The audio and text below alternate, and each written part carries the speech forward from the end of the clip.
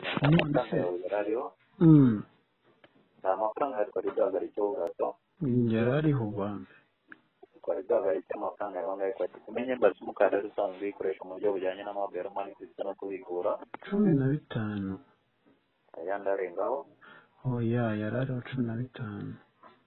ni 15 ayandi arengaho gato none gato yego ko tubona arenga kubizi ko ari 15 gato simukare tugiye kuba tuyahagaritse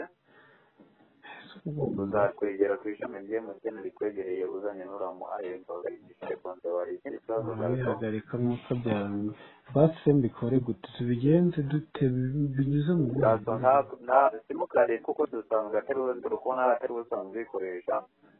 nese simukadi urareka tuyiboro kuzatwegera ku ishami ry'MTN ubwo nibwo buryo bushoboka uwo mu agent